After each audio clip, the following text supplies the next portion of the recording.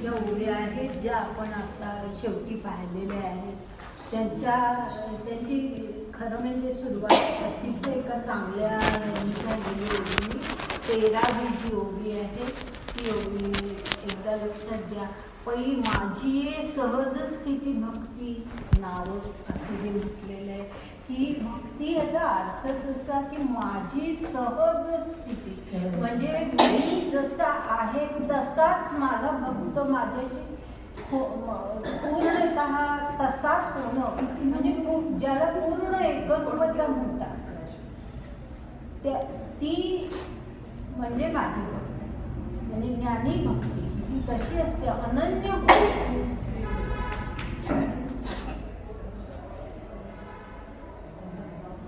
थांबू का ती ओवी मुद्दाम मी घेतली की त्या संदर्भामध्ये त्या ओव्या आहेत म्हणून ती ओवी घेतली आत्ता सांगितली की माझी सहज स्थिती इतका सुंदर शब्द ज्ञानेश्वर वापरलेला आहे की माझ्यासारखंच जेव्हा भक्त होतो सायुज्य ज्याला म्हणतात किंवा साधर्म्य ज्याला म्हणतात पूर्णतः तसा तो होतो तेव्हा ती भक्ती ही खरी माझी भक्ती असते. अनन्य होणं माझ्यापासून वेगळं न राहणं म्हणजे अर्जुनाला जे काही सगळं सांगतायत की भक्तीसुद्धा कशी असली पाहिजे की अर्जुना तुझ्या मनामध्ये मी अर्जुन हा भाव तुझ्या मनामधून पूर्णतः गेला पाहिजे आणि ईश्वराचाच भाव मदभाव मागता असं जे अगदी आधी म्हटलेलं आहे त्या स्थितीला तू आला पाहिजेस. तीच ही सहज स्थिती असं जे म्हटलेलं आहे तोच म्हणजे अर्थ त्याच्यामध्ये आहे.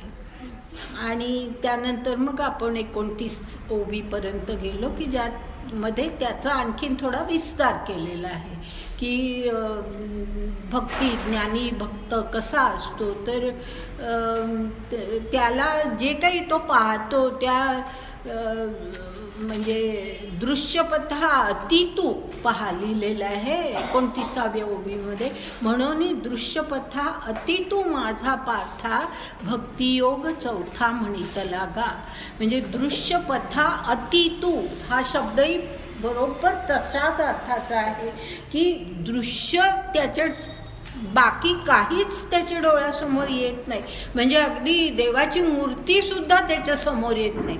त्याच्या मनामध्ये फक्त ईश्वर भाव जो असतो तो म्हणजे दृश्यसुद्धा बाजूला राहतं. दृश्य पथ अतितू त्याच्या पलीकडे तो जातो कारण तो त्या ज्याला बघायचं आहे ज्या ईश्वराला बघायचं आहे त्या ईश्वराशी तो एकच होऊन गेलेला आहे आणि त्यामुळे दृश्य पथ अतितू किती सुंदर शब्द खरं म्हणजे वापरले आहेत की दृश्यपथ अतितू ह्याचा अर्थच हा की त्याच्या पलीकडे तो जातो. म्हणजे काय की तो द्रष्टाच म्हणजे ज्याला बघायचं आहे तोच तो होऊन जातो. तर असं ईश्वरच तो होऊन जातो. असा जो आहे अशी जी भक्ती असते त्याला चौथी भक्ती ज्ञानी भक्ती असं म्हटलेलं आहे. आता त्यानंतर आता आपण 55व्या श्लोकानंतरच्या ओव्या पाहतो. तोच विचार पुन्हा त्याही ठिकाणी आहे. 1130 ओवी 1130 ओवी जी आहे ती अशीच आहे की या ज्ञानभक्ती सहज भक्तू एकवटला मज तो मीच केवळ हे तुझं श्रुतही आहे.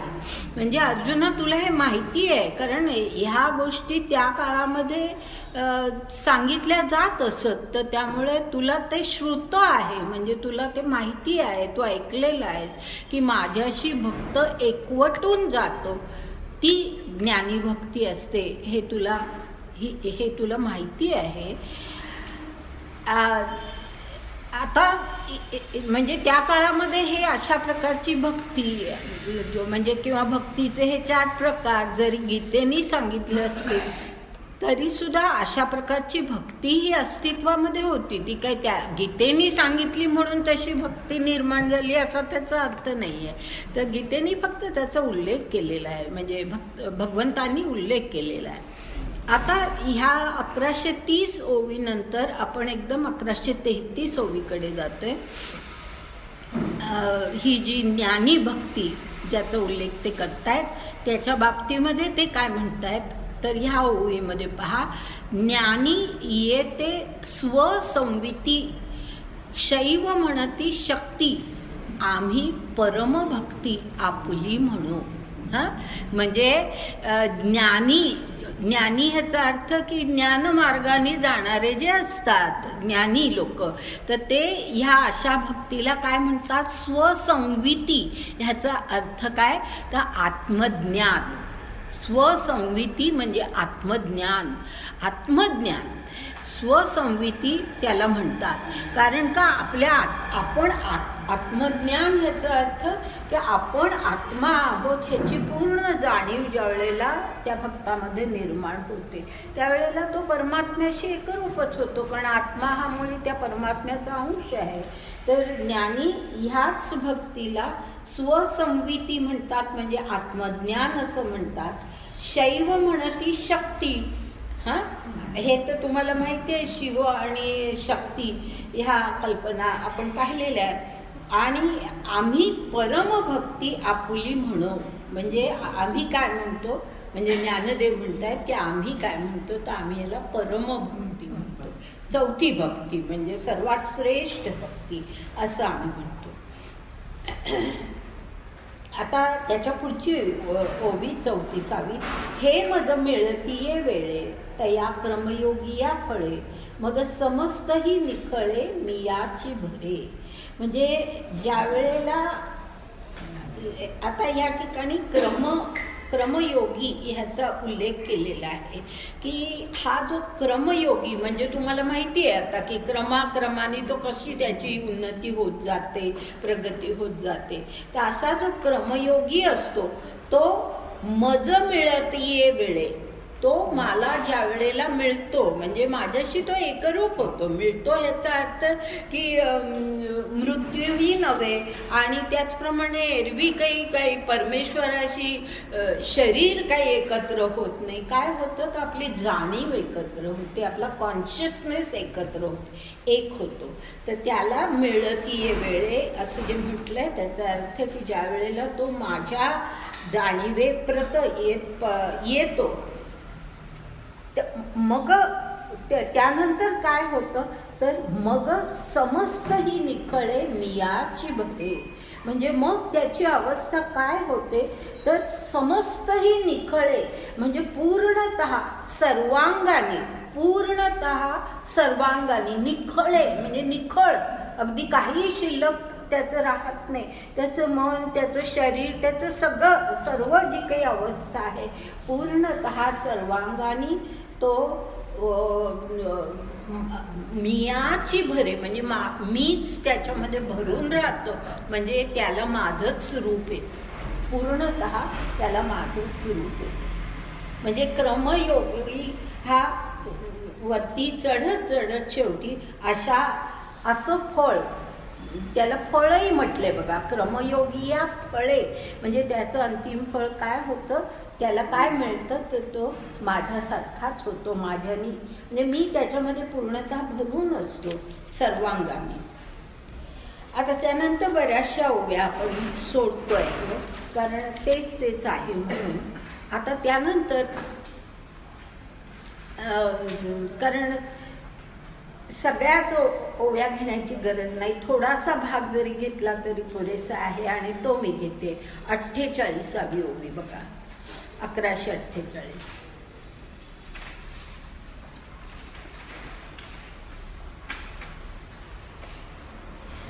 तरंगी सर्वांगी तोय चुंबी प्रभा सर्वत्र विलसे बिंबी नाना अवकाश नभी लुंठतू जैसा. हे उदाहरणं दिली, 3 प्रकारची उदाहरणं दिली की तरंग म्हणजे लाट, पाण्यावरती आलेला तरंग आहे. तो तरंग जरी वरती असा आलेला असला तरी तो काय असतो, सर्वांगाने पाण्याला तो धरूनच असतो, पाण्यापासून तो काही विलग नसतो. म्हणजे तो भक्त, हा क्रमयोगी भक्त हा माझ्यापासून विलग नाही हे सांगण्यासाठी ही उदाहरणं दिलेली आहेत. बघा की तरंगी सर्वांगी तोयचुंबी प्रभा सर्वत्र विलसे बिंबी, म्हणजे त्या बिंबी म्हणजे सूर्य बिंबाची प्रभा सर्वत्र हे पसरलेली असते, पण तरी सुद्धा सूर्याशी ती निगडीत असते. सूर्य नसेल तर ती प्रभा येणार कुठून? तर सूर्याशी ती निगडीतच असते. आणि तसंच कुठे गेलं, नाना अवकाश नभी लुंठतू जैसा.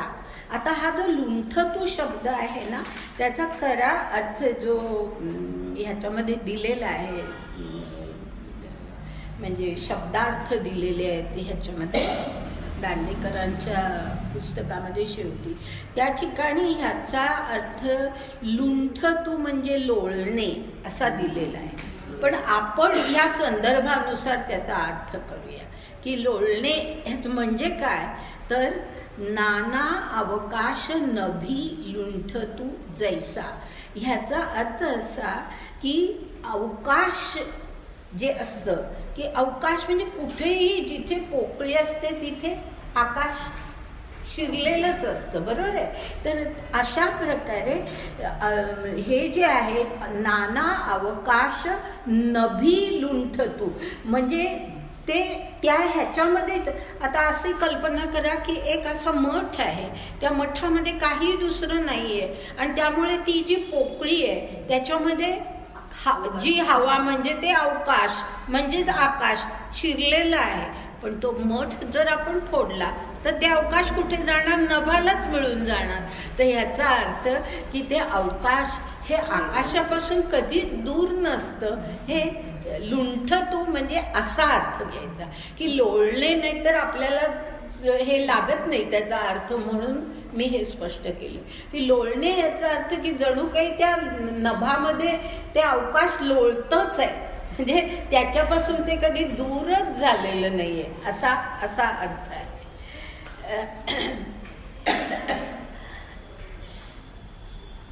तैसा रूप होऊनी माझे माते क्रियाविण तो भजे अलंकारू का सहजे सोनिया ते जेवी. म्हणजे ज्याप्रमाणे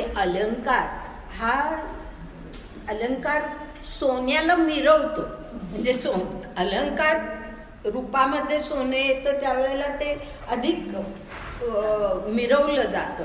तर अलंकार जसा त्या सोन्याला मिरवतो किंवा त्या अलंकार म्हणजे सोनच, असं दोन्ही अर्थ घेता येतात. त्याचप्रमाणे रूप होऊनी माझे माते क्रियाविण तो भजे. हे फार महत्त्वाचं आहे की माझंच तो रूप होतो, माझंच रूप होतो, कारण माझ्याशी तो आता इतका एकरूप झालेला आहे की तो माझंच रूप होतो. पण तो मला भजतो कसा, माझ्यावर प्रेम कसा करतो? क्रियाविण. किती महत्त्वाचं आहे बघा की क्रिया, त्या सगळ्या ज्या गोष्टींना आपण महत्त्व देतो त्यांनाच आपण धर्म म्हणतो. ज्ञानेश्वरांनी इतक्या ठिकाणी या गोष्टीचा उल्लेख केलेला आहे की जी खरी एकरूपता भक्त आणि ईश्वर यांच्यामध्ये असते, त्या भक्तीमध्ये क्रियांची गरजच नसते की तुम्ही अशा प्रकारे हे सगळं केलं पाहिजे, असे विधी केले पाहिजे वगैरे, ह्याची काही गरज नसते. तर तो माते क्रियाविण तो भजे, हे फार सुंदर शब्द आहे. रूप होऊनी माझे माते क्रियाविण तो भजे, म्हणजे माझंच रूप होतो पण मला तो क्रियाविण तो भजत असतो, माझी प्रेमपूर्ण भक्ती करत असतो. भजणे ह्याचा अर्थ प्रेमपूर्ण भक्ती, भजणं ह्याचा अर्थ भजन करणं नव्हे. तर पुढे त्यानंतर आपण 151वी ओवी घेऊया, मधली एक सोडू, तसंच कारण आणखी उदाहरण आहे म्हणून सोडतोय आपण. 51वी ओवी. तैसी क्रिया कीर न साहे तरी अद्वैती भक्ती आहे, हे अनुभवाची जोगे नव्हे बोला ऐसे.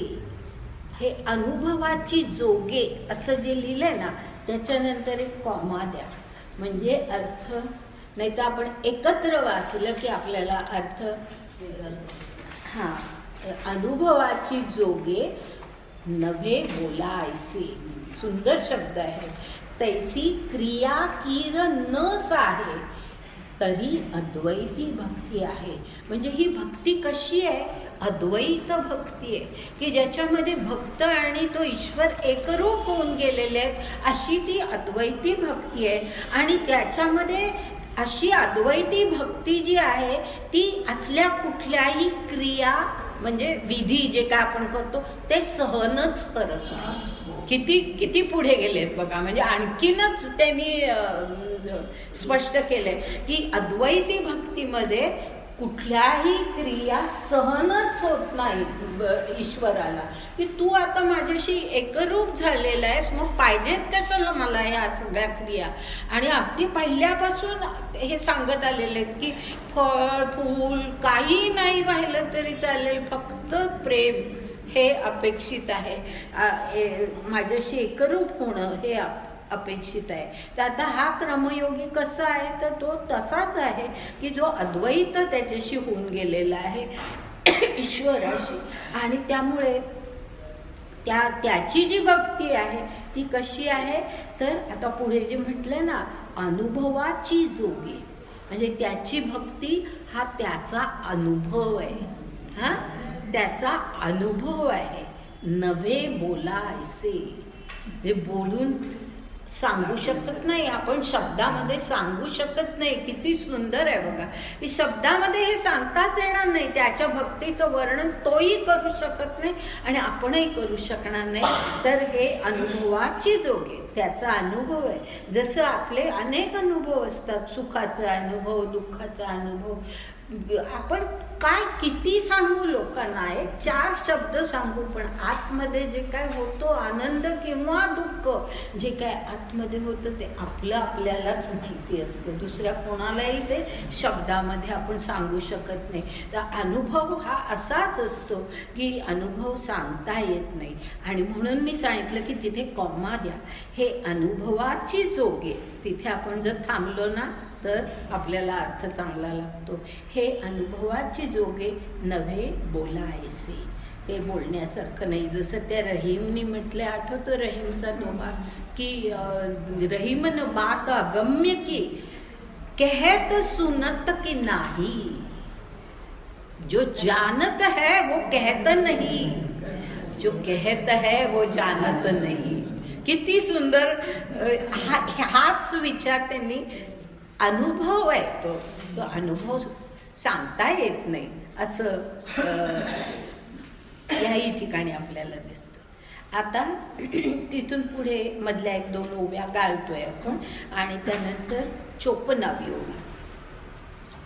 म्हणून तया बोलता बोली बोलता मी भेटता मौन होय,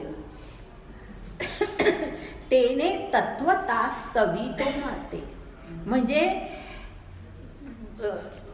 आता काय होतं की हा अनुभव आहे ना, त्याचा जो काही ईश्वराबद्दलचा अनुभव आहे, तो अनुभव त्याच्या आतच असतो, त्याला ते बोलता येत नाही. आणि म्हणून मग काय म्हटलेलं आहे, म्हणून तया बोलता बोली बोलता मी भेटता, तिथेही पुन्हा कॉमा द्या, मी भेटता मौन होय तेने तत्वता स्तवी तो माते.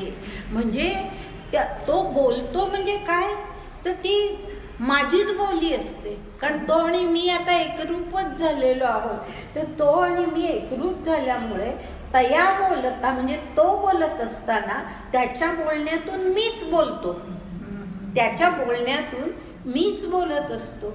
आणि त्याचप्रमाणे पुढे काय म्हटले, आणि तो काय होतो की एकदा मला तो भेटलेला आहे, आता माझ्याशी तो एकरूप झालेला आहे, त्यामुळे काय झालेलं आहे, मौन होय, म्हणजे तो स्वतः गप्पच आहे. तो मौन झालेला आहे, त्याला बोलण्याची सुद्धा हे नाही, कारण त्याचं आता अस्तित्व तो विसरलाच आहे. त्याची बुद्धी, त्याचं मन, कारण आपण जे काही बोलतो त्या बोलण्याच्या मागे आपली बुद्धी, आपले मन, आपलं सगळे विचार, या सगळ्या गोष्टी असतात. आता त्याचं अस्तित्व मुळी एकरूपच झालेलं आहे ईश्वराशी. मग तो काय बोलणार? मग तो मौन होय, तो मौन होय. आणि मौन होय तेने तत्वता. तत्वता ह्याचा अर्थ नीट लक्षात घ्या. हा शब्द अगदी सहजपणे सोडून द्यायचा नाही, की एक तत्व म्हणून असं म्हणून आपण हा सोडून द्यायचा नाही. त्या शब्दामध्ये फार सुंदर अर्थ आहे, सखोल अर्थ आहे. आणि तो कसा आहे की तत्वता ह्याचा अर्थ असा की आता आमच्या दोघांमध्ये अद्वैत निर्माण झालंय आणि त्यामुळे तत्वता म्हणजे हा अर्थ आहे की तो आणि मी ह्याच्यामध्ये आता अद्वैत निर्माण झाले. तत्वता म्हणजे काय तर हा त्याचा अर्थ आहे की तो आणि मी ह्यामध्ये अद्वैत निर्माण झालेला आहे. आणि त्यामुळे तो काय म्हणतोय, ते काय म्हणताय पुढे, स्तवी तो माते. म्हणजे तो इतका मौन झालेला आहे की तो त्या मौनामध्येच स्तवी ह्याचा अर्थ माझी स्तुती करतो, माझी स्तुती करतो. ईश्वराची आपण स्तुती करतो ना, ईश्वराबद्दल आपण चांगलं बोलतो, पण ते कसं आहे मौनामध्ये. त्याला शब्द उच्चारावे लागत नाही. म्हणजे पहा की आपण जोराने आरत्या करतो, हां, आपल्या कल्पना किती वेगळ्या झालेल्या आहेत. आपणच विचार करावा की आरत्या म्हणजे अशा की ह्या घरातल्या आरत्या त्या घरात ऐकायला गेल्याच पाहिजे. तर आरत्या करणं, ते सगळं जोरजोरामध्ये म्हणणं, पठण करणं, हे जे काही आहे. ओंकार सुद्धा आपण शांतपणे आपण कोणालाही ऐकू जाणार नाही असं आपण ओंकाराचं हे करू शकतो स्तवन. तर अशा प्रकारे त्यांनी म्हटलेलं आहे की तो मौन होय. म्हणजे तो आता इतका शांत झालेला आहे, इतका मौन झालेला आहे की तो माझी, कारण का आम्ही दोघं आता एकच झालोय. तत्वता याचा म्हणून मी अर्थ सांगितला की तत्वता म्हणजे अद्वैत झालेलं आहे आमच्या दोघांमध्ये. आणि म्हणून स्तवी तो माते, माझी स्तुती तर तो करतो, पण ती कशी मौनातून. कारण तो काय बोलणार, वेगळं काय बोलणार, तो आणि मी एकच आहोत. तर त्यामुळे मौनामध्येच तो माझ्या म्हणजे स्तवी ह्याचा अर्थ की माझ्याबद्दल अत्यंत, ज्याला आपण म्हणतो की आदराने, प्रेमाने, आदराने जे काही त्याचे भाव असतात ते सगळे मौनामध्ये असतात. ते मोठमोठ्याने लोकांना सांगण्यासाठी, लोकांना दर्शवण्यासाठी ते नसतात, ते सगळे मौनामध्ये असतात.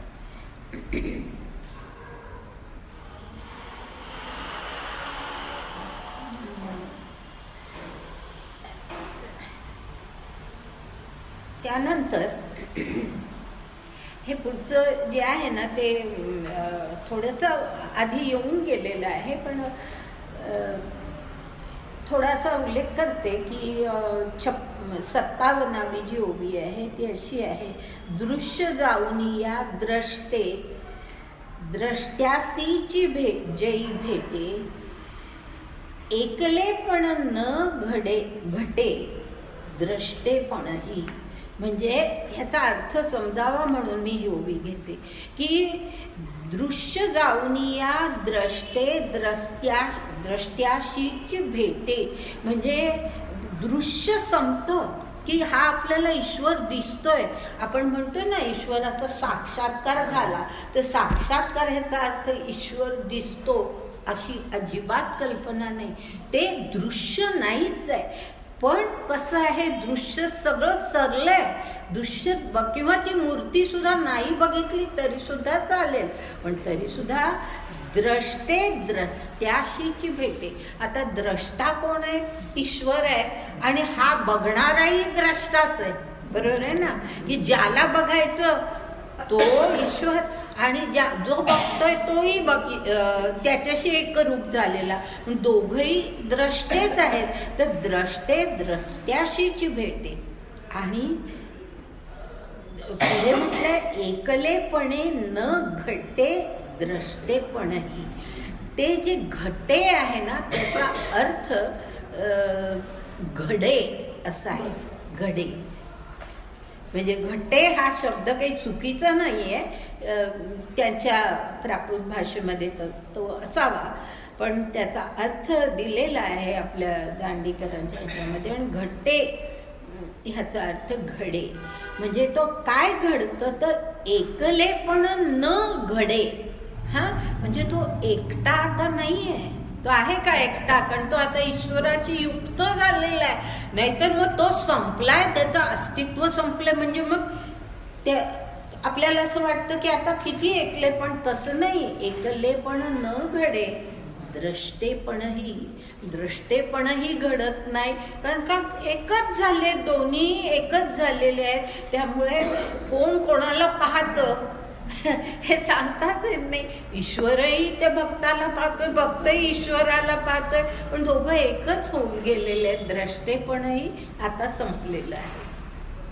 म्हणजे पाहणं उरतच नाही असा त्याचा अर्थ, की दृश्य पाहणारही नाही, दृश्य म्हणजे दृश्यही नाही काही उरत, आणि ईश्वराशी आपण एकरूप झालेलो आहोत अशी स्थिती त्याची निर्माण होते. आता त्यानंतर मधल्या काही ओव्या आपण गाळतोय आणि त्यानंतर 74वी ओवी घेतोय. 74वी. आता जसं द्रष्टा याबद्दल आहे ना, तसंच आता कर्म आणि कर्ता याबद्दल उल्लेख आहे. 74वी ओवी. तेथ कर्म आणि कर्ता हे जाऊनी पाणी सुटा, मीची आत्मनी मज पाहता मीची होय. किती आता तर समजलं असेल ना. जसं द्रष्टा ह्याच्याबद्दल आपण पाहिलं की द्रष्टा कोणी उरलेलाच नाही, त्याचप्रमाणे आता कर्मही संपलंय, कर्ताही कोणी उरलेला नाही. हे दोन्ही जाऊन मीची आत्मनी मज पाहता म्हणजे तो मला पाहणं किंवा मी त्याला पाहणं हे दोन्ही संपलेलं आहे. आणि त्यामुळे हे आता काय झालंय की माझ्याशी तो इतका ऐक्य पावलेला आहे की मीच मला पाहतोय अशी स्थिती निर्माण झालेली आहे. मीच मला पाहतोय म्हणजे जसं आपण आरशामध्ये पाहतो, आपलंच प्रतिबिंब आपल्याला दिसतं, तसंच आहे ते की तो आरसाही नव्हे. म्हणजे आरसा आहे निदान दुसरी एक काहीतरी वस्तू तरी आहे, पण हे दोन एकरूपच झालेले आहेत. त्यामुळे त्यांच्यामध्ये मीच मला पाहतो अशी स्थिती झालेली. त्यानंतर आता त्याला जोडून घ्यायची 78वी ओवी.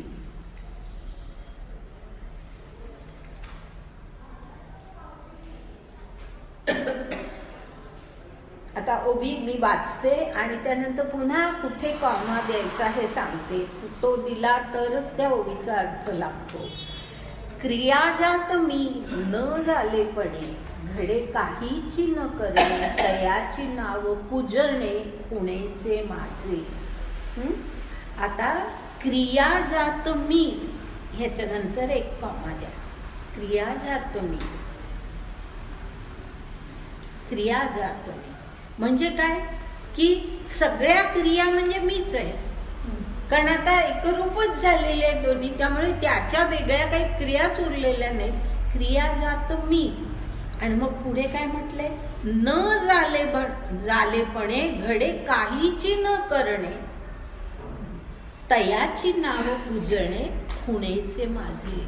म्हणजे फार महत्वाचा आहे पुन्हा हा भाव की न झालेपणे म्हणजे काही क्रिया तर काही न करता, काही क्रिया न करता, घडे काहीची न करणे म्हणजे काहीच घडत नाही की क्रिया केल्या आहेत आणि काही म्हणजे पूजा विधी काही केलंय असं काहीच नाही. तयाची नाव पूजणे म्हणजे आलं लक्षात की त्यालाच पूजा म्हणतात, की इतकी एकरूपता की त्याच्यासाठी क्रिया लागतच नाहीत, कुठल्याही क्रिया कुठलेही विधी काहीही लागत नाही. पूजणे खुणेचे माझे. आणि खुणेचे ह्याचा अर्थ की मर्म म्हणतो ना, माझ्या पूजनाचं मर्म काय तर हे आहे. मर्म म्हणजे सर्वात महत्त्व, माझ्या पूजेचा खरा अर्थ, माझ्या पूजेचा खरा अर्थ काय आहे तर हा आहे की काहीही करायचं नाही, माझ्याशी एकरूप व्हायचं बस. म्हणजे किती एकरूपतेचं काय सुंदर शब्दांमध्ये वर्णन केलेलं आहे. आता पुढे तर बघा, त्याच्यानंतर ह्याला 78 ओवीला पुढे 1180 ओवी जोडूया आपण. मधली एक ओवी गाळते मी. 1180. एवं तो बोले ते स्तवन, तो देखे ते दर्शन, अद्वया मज गमन, तो चाले तेची. म्हणजे तो जे काही बोलेल ते माझं स्तवनच असतं. म्हणजे माझी स्तुती त्याच्या प्रत्येक बोलामध्ये असते.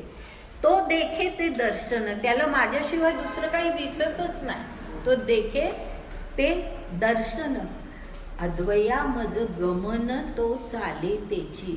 म्हणजे आम्ही इतके दोघं अद्वय होऊन जातो. आता अद्वय शब्द गेलेला आहे आपल्याला, की अद्वय आम्ही इतके झालेलो आहोत की मज गमन म्हणजे माझं चालणं, मला कुठेही जाणं म्हणजे काय, तो चाले तेची. तो चालतो तेच माझं गमन असतं. मी चालतच नाही, तो चालतो ते माझं गमन असतं. तो पाहतो ते माझं दर्शन असतं. तो बोलतो ते माझं स्तवन असतं. पुढे त्याच्या पुढची ओवी. तो करी ते तुली पूजा, तो कल्पी तो जपू माझा, तो असे तेची कपिध्वजा समाधी माझी. म्हणजे तो करी ते तुली पूजा म्हणजे इतकं अद्वैत्व आहे की त्यांनी केलेली कुठलीही कृती ही माझी पूजा असते. कारण का, ती कृती करताना, ते कर्म करताना ईश्वराचं स्मरणच असतं. तो इतका एकरूप झालेला आहे की त्याला असं वाटत असतं की मी करत नाही आहे, ईश्वर करतोय हे सगळं. जसं गीतेच्या आता आपण शेवटाकडे जातोय आणि शेवटी अर्जुनाने हेच म्हटलेलं आहे की यथेच्छसे तथा कुरु. येणार आहे आपल्याला आता लवकरच तो भाग येणार आहे.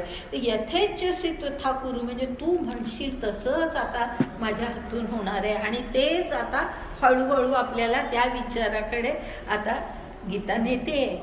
आणि तो करी ते तुली पूजा, तो कल्पी तो जपू माझा. जे काय त्याच्या मनामध्ये विचार येतात तो माझाच जप, त्याच्या पलीकडे काही नाहीच. आणि तो असे तेची कपिध्वजा समाधी माझी.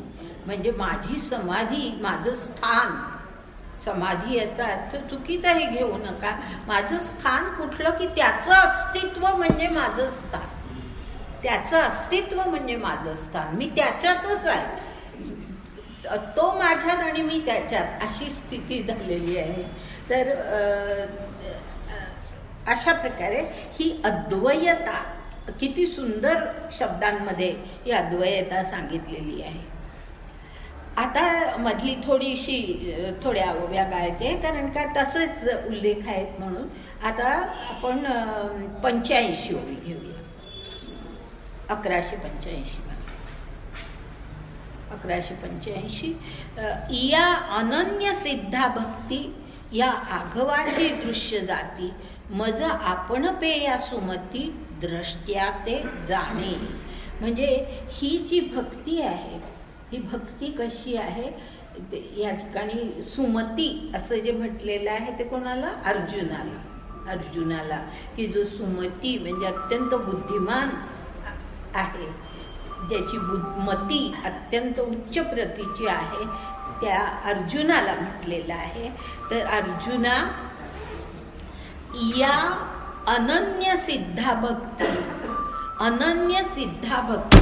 ह्याचा अर्थ की भक्ती ही कशी आहे की ज्याच्यामध्ये आम्ही भक्त आणि मी हे पूर्णतः अनन्य होऊन गेलेलो आहोत. अशी अनन्य सिद्ध भक्ती त्याची निर्माण झालेली आहे. आणि त्या अशा भक्तीने ह्या आघवाची दृश्य जाती मज आपण पेया द्रष्ट्या ते जाणे. म्हणजे तो ह्या भक्तीने अवघ्या दृश्यामध्ये म्हणजे जे काही सगळं तो पाहतो, जे काही दृश्य त्यात तो पाहतो त्याच्यामध्ये तो फक्त मलाच पाहत असतो, तो फक्त मलाच पाहत असतो. जसं म्हणजे मला उदाहरण द्यावंसं वाटतं मला, कारण अरविंद माझ्या डोक्यातून जातच नाहीत की माझं कदाचित मी पूर्वी कधी सांगितलं असेल, पण नसेल सांगितलं तर आता सांगते की श्री अरविंदांचा हा अनुभव स्वतःचा होता की त्यांना अलीपूरच्या जेलमध्ये ज्या वेळेला ठेवलेलं होतं त्यावेळेला त्यांना ते इतके त्या योग साधनेमध्ये मग्न होऊन गेलेले होते. आणि म्हणजे त्यावेळेला त्या तुरुंगामध्ये जे कोणी लोक होते त्यांनी नंतर लिहिलेलं जे काही थोडंफार वाचायला मिळतं त्यांच्या सुद्धा लेखनामध्ये असे उल्लेख आहेत की ते असे वेगळेच वाटत होते, या जगामध्ये ते नाहीच आहेत असं त्यांचं रूप झालेलं होतं. तर असे ते जे होते त्यांनी स्वतःचे अनुभव त्यांच्या डायरीमध्ये लिहिलेले आहेत की अलीपूर जेलमध्ये त्यांना काय अनुभव आले. आणि एका ठिकाणी त्यांचं झालेल्या भाषणामध्येही त्याचा त्यांनी पूर्ण उल्लेख केलेला होता. तर त्यांना सर्वत्र श्रीकृष्णाचं दर्शन होत होतं, सर्वत्र. म्हणजे त्यांनी असं म्हटलेलं आहे की ज्या खोलीमध्ये त्यांना एकांत वासामध्ये ठेवलेलं होतं तिथल्या खिडक्या, त्या खिडक्यांचे गज, तिकडची दारं, त्या दारामध्ये उभा राहिलेला पहारेकरी, बाहेर दिसणारी झाडं, त्याच्यावरची फुलं, बाहेर असणारे इतर जे कोण कैदी होते की ज्यांना खून दरोडा याच्यासाठी पकडून तुरुंगामध्ये ठेवलं होतं त्यांच्यामध्ये सुद्धा फक्त श्रीकृष्ण त्यांना दिसत होते. ह्याचं कारणच असं, हा तर फार ते खुनी आणि दरोडेखोर म्हणून पकडलेली लोक, पण त्यांच्यामध्येही फक्त श्रीकृष्णाचं दर्शन होत होतं. ह्याचा अर्थ असा की ईश्वर हा सगळ्यांमध्ये की त्या काही परिस्थितीमध्ये काही कारणाने त्यांनी ते कृत्य केलेलं असेल, पण त्यांच्यामध्ये ईश्वर जसा आपल्यामध्ये ईश्वर आहे, ईश्वराचा अंश तसा त्यांच्याही मध्ये. हा केवढा मोठा विचार आहे. आणि असं त्यांना कृष्णाचं दर्शन हे सर्वत्र होत होतं. तर असं हे जे आहे ना तसंच हे आहे. आणि त्यांनी त्यांच्या लेखनामध्ये सुद्धा इतरही अनेक ठिकाणी लिहिलेलं आहे की आपण जे बघतो त्या सर्वांमध्ये ईश्वर दिसतो. दुसरं एक उदाहरण देते की अरविंदांच्याबद्दल मी खूप वेळेला बोलते, पण आणखी एक उदाहरण देते. आपले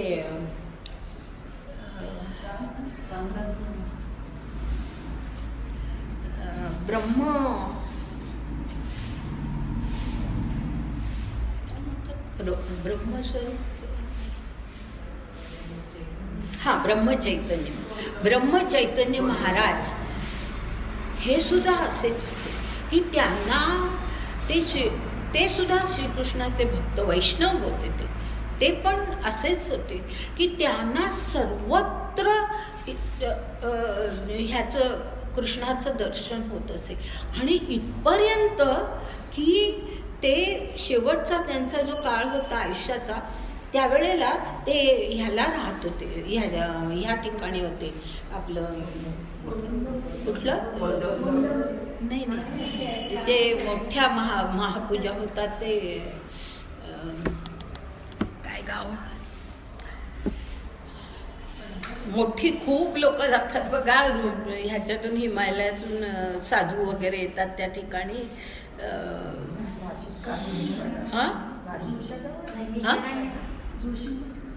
नाही आपल्या इथलं नाही. बरं जाऊ दे, मला ते नाव आठवत नाही एकदम, मग कदाचित नंतर आठवेलही. तर त्या तिथे ते राहत असत आणि सगळीकडे त्यांना फक्त कृष्ण दिसत असे.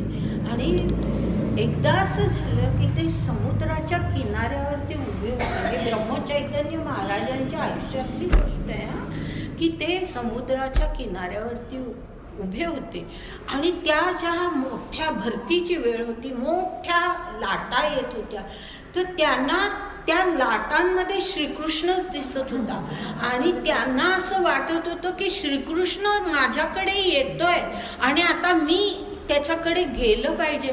आणि म्हणून त्यांनी सरळ त्या याच्यामध्ये उडी मारली आणि ते त्या लाटांबरोबर वाहत वाहत गेले.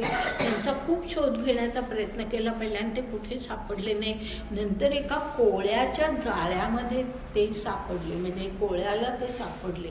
तोपर्यंत ते बेशुद्ध होते. मग त्यांना शुद्धीवर वगैरे आणलं. पण अशी गोष्ट ही त्यांच्या जीवनामध्ये घडलेली आहे. म्हणजे इतकी ही माणसं जी असतात की त्यांना त्याच्याशिवाय दुसरं काही दिसत, की ब्रह्मचैतन्य महाराज काय किंवा मीराबाई काय, की ही अशी उदाहरणं आहेत की त्याच्याशिवाय ह्यांना दुसरं काही दिसतच नाही. तर अशी ही जी भक्ती असते ती त्या भक्तीचा हा उल्लेख आहे की ते जे पाहतात ते मलाच पाहत असतात असं म्हटले. ही अनन्य सिद्ध भक्ती, काय सुंदर शब्द वापरला ज्ञानेश्वरांनी. या अनन्य सिद्ध भक्ती या आघवाची दृश्य जाती मज आपणपे या सुमती दृष्ट्या ते जाणे. म्हणजे कुठलाही जो काही म्हणजे तो जो द्रष्टा आहे तो द्रष्टा अनन्यत्वानी तो पाहतच नाही त्या स्थितीकडे. तो अशाच प्रमाणे पाहतो की ती सगळी वस्तू किंवा जे काही त्याला समोर दिसतंय ते सगळं ईश्वरच आहे असा अनन्य होऊन तो गेलेला असतो. द्रष्ट्या ते जाणे याचा अर्थ की द्रष्टा म्हणजे अशा प्रकारे तो त्या अनन्य होऊन त्या सर्व दृश्याकडे तो पाहत असतो. मधल्या थोड्या ओव्या गाळून 91 ओवी घेते आता. ना तरी स्वप्न विकारा समजता चेऊनिया उमाणे घेता तो आपण या परवता न दिसे जैसा. म्हणजे आता पहा की त्यांनी आधी उदाहरण दिले. ना तरी स्वप्न विकारा समजता चेऊनिया उमाणे घेता, म्हणजे ह्याचा अर्थ की आपण स्वप्नामध्ये स्वप्न विकार असं जे म्हटलंय, म्हणजे आपण झोपेत असतो, स्वप्नामध्ये आपण काहीतरी पाहत असतो आणि तेच आपल्याला त्या स्वप्नामध्ये खरं वाटत असतं. पण चेऊनिया ह्याचा अर्थ ज्या वेळेला आपल्याला जाग येते, चेऊनिया ह्याचा अर्थ ज्या वेळेला जाग येते त्यावेळेला काय होतं, उमाणे घेता. म्हणजे खरं उमाणे ह्याचा अर्थ माप असा आहे, परंतु ह्या ठिकाणी या संदर्भामध्ये असा अर्थ घ्यायचा की नीट विचार केला. जाग झाल्यानंतर आपण नीट विचार केला. उमाणे घेणं म्हणजे तेच आहे की माप घेणं म्हणजे काय की आपण जाग झाल्यानंतर नीट ज्या वेळेला विचार करतो त्यावेळेला काय होतं तर उमाणे घेता तो आपण या परवता न दिसे जैसा.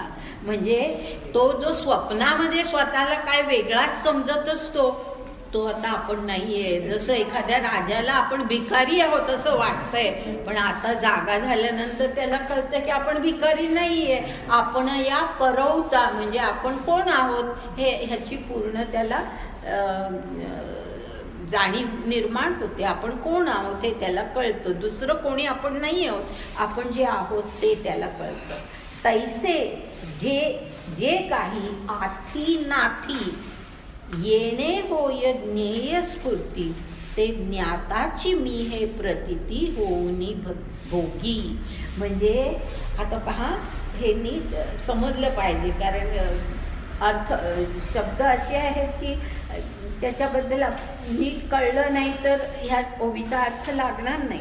तैसे जे काही आथी नाथी म्हणजे जे काही पूर्वी त्याला जसं स्वप्नामध्ये आपल्याला काहीतरी वाटत असतं, जागं झाल्यानंतर आपल्याला खरं आपण कोण आहोत ते कळतं, तसंच पूर्वी अज्ञानामध्ये असताना जे काही होतं ते सगळं नाथी म्हणजे जे आथी ते नाथी. आलं लक्षात? आथी नाथी असं जे एकत्र शब्द वापरले त्याचा अर्थ असा आहे की पूर्वी जे आहे असं वाटत होतं की आपण कोण आहोत, तर आपल्याबद्दलच्या ज्या काही सगळ्या कल्पना की आपण खूप बुद्धिमान आहोत, आपण खूप पराक्रमी आहोत, जे काय आपल्याला सगळं वाटत असतं ते सगळं नाथी. तर अशा प्रकारे जे काही अज्ञानातल्या सगळ्या ज्या कल्पना असतात त्या अशा प्रकारे नाथी होतात, म्हणजे त्या नाहीशा होतात. आणि येणे होय ज्ञेय स्फूर्ती. आता कळलं असेल ना, ज्ञेय स्फूर्ती म्हणजे खरं ज्ञान आता निर्माण होतं.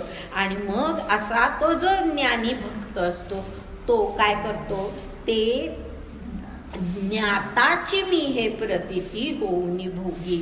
म्हणजे तो त्याला ज्ञान काय होतं की मी ज्याचं ज्ञान करण्याचा मी प्रयत्न करतोय, ईश्वराचं ज्ञान करण्याचा जो मी प्रयत्न करतोय तो ईश्वर म्हणजे मीच आहे. मी म्हणजे ईश्वर आहे. आलं? आता ज्ञाता याचा अर्थ तो आहे की मी म्हणजे तो ईश्वरच आहे किंवा ईश्वर म्हणजे मीच आहे. हे अद्वैत, हे अद्वय त्याच्या लक्षात येतं. आणि ही प्रतीती म्हणजे हा अनुभव मग तो भोगतो. म्हणजे ज्ञेय म्हणजे त्याला जे ज्ञान होतं ते काय होतं की ईश्वर आणि मी वेगळा नाही आहे, आम्ही दोन्ही एकच आहोत, हा अनुभव त्याला येतो. आता पहा, आता हाच अनुभव किती शब्दांमध्ये पुढे इतका सुंदर ज्ञानेश्वरांनी मांडलेला आहे. पहा, म्हणजे ईश्वर म्हणजे मीच हे झालं एक साधं वाक्य. आता त्याची सगळी विशेषणं पुढच्या सगळ्या ओव्यांमध्ये येत आहेत. बघा की 93 ओवी जी आहे ना ती अशी आहे, जाणे म्हणजे आता तो कसा जाणतो, स्वतःला कसा जाणतो, हे स्वतःबद्दल आहे बरं का. कारण आता ईश्वर आणि तो एक आहे हे त्याला कळलेलं आहे. त्यामुळे आता तो स्वतःला कसा जाणतो. आत्तापर्यंत त्याच्या स्वतःबद्दलच्या कल्पना वेगळ्या होत्या, आथी नाथी हे म्हणून आधी दिलेलं आहे. तर आता तो कसा जाणतो, तर जाणे अजू मी अजरू, अक्षयो मी अक्षरू, अपूर्व मी अपारू, आनंदू मी. म्हणजे आता ही सगळी जी काही विशेषण आहेत ती खरं म्हणजे ईश्वराची आहेत ना, की ईश्वराची विशेषण आहेत की ईश्वर कसा असतो, अज असतो. अज ह्याचा अर्थ जो जन्मत नाही, ज्याला जन्म नाही तो अज. तर तो अज असतो. पण आता हा त्याच्याशी एकरूप झालाय, त्यामुळे तो स्वतःला कसा जाणतो, तो मी पण अज आहे. कारण का आत्मा अजच आहे ना, बरोबर आहे ना. आत्मा जो आहे त्याचा तो अमर आहे, अविनाशी आहे. म्हणजे आपली सगळं जे काही ईश्वराची पुढची सगळी जी विशेषण आहेत ती तो स्वतःला हे करतो की जाणे अजू मी अजरू, अजरू. जरा म्हणजे वृद्धत्व. मला वृद्धत्व येत नाही, कारण ईश्वरालाही वृद्धत्व येत नाही. अक्षयो मी अक्षरू, अक्षय म्हणजे माझा कधी नाश होत नाही, मी अविनाशी आहे. आणि अक्षर म्हणजे मी कधी बदलत नाही, हे सगळं ईश्वराचं आहे. अपूर्व मी अपारू, मी अपूर्व आहे म्हणजे असं दुसरं कोणी नाही. अपूर्व मी अपारू, अपार आहे म्हणजे मी सर्वत्र भरून राहिलेला आहे, अपार आहे. आनंदू मी म्हणजे मी आनंद आहे. हां, तसंच पहा पुढच्या जवळजवळ 2-3 ओव्या तशा आहेत. पुढे 94 ओवी, अचळू मी अच्युतू, अनंतू मी अद्वैतू, आद्यू मी अव्यक्तू, व्यक्तूही मी. म्हणजे अचळ म्हणजे ईश्वर जसा आहे ना अचल, तो कधी बदलत नाही, अचल स्थिर आहे. तसा म्हणजे तो स्वतःलाही तेच समजतो, अचळू मी. अच्युतू, अच्युत याचा अर्थ नाशरहित, नाशरहित, याचा नाश होत नाही. अच्युत, च्युत होणं म्हणजे नाश होणं. अच्युतू म्हणजे ज्याचा नाश होत नाही, ज्याचा नाशरहित आहे. अचळू मी अच्युतू, अनंतू मी अद्वैतू. आता सोपं आहे पहा, अनंत मी ईश्वरासारखा, अद्वैतू म्हणजे मी कोणाशीच माझं अद्वैत आता राहिलेलंच नाही, ईश्वराशी नाही आणि विश्वाशी नाही, कारण ईश्वर सुद्धा विश्वच आहे, बरोबर आहे ना. विश्वातल्या प्रत्येक कणाकणामध्ये ईश्वर आहे, त्यामुळे विश्व म्हणजेही मीच, ईश्वर म्हणजेही मीच. म्हणजे याचा अर्थ काय की अद्वैत आहे मी आता पूर्णतः, आद्यू मी अव्यक्तू, व्यक्तूही मी म्हणजे आद्य मीच आहे, आद्य म्हणजे अगदी सुरुवातीचा तो मीच आहे. अव्यक्तू कारण का ईश्वर आपल्याला दिसतो कुठे, अव्यक्त आहे ईश्वर, तर तो अव्यक्तू मी, व्यक्तूही मीच. हां, पुढे ईश्य मी ईश्वरू, अनादि मी अमरू, अभय मी आधारू, आधेय मी. ईश्य मी म्हणजे ज्याला पूजायचं, ईश्य ज्याचं पूजन करायचं तोही मीच आणि ईश्वर मीच. अनादि मी अमरू म्हणजे मी अनादि पण आहे आणि अमर पण आहे. अभय मी आधारू म्हणजे मला कसं भयही नाही आणि मी आधारू, मी सगळ्यांचा आधारही आहे, मी सगळ्यांचा आधारही आहे. म्हणजे हे त्या भक्ताला वाटतंय, अर्जुन ह्याचे भगवंताचे बोल नाही आहे, ह्या सगळ्या भक्ताच्या भावना आहेत की मी अभय आहे, मी सगळ्यांचा आधार आहे. आणि पुढे काय म्हटलं, आधेय मी. आधेय याचा अर्थ आश्रित, आश्रित म्हणजे किती ह्या दोन परस्पर विरोधी गोष्टी वाटतात पहा, की आधार पण मीच आहे आणि आश्रित पण मीच आहे, हे दोन परस्पर विरोधी वाटतं. पण आपण नीट विचार केला तर ईश्वर हा आधारही असतो आणि ईश्वर हा आश्रित कसा असतो, आपल्या देहामध्ये आहे ना, तो आपल्या देहाचा आश्रय करून तो जो राहिलेला आहे किंवा या जगाचा आश्रय करून जो राहिलेला आहे. ईशावास्य इदम सर्वम, ईशावास्य सगळ्या ईश्वराचं हे वसती स्थान आहे.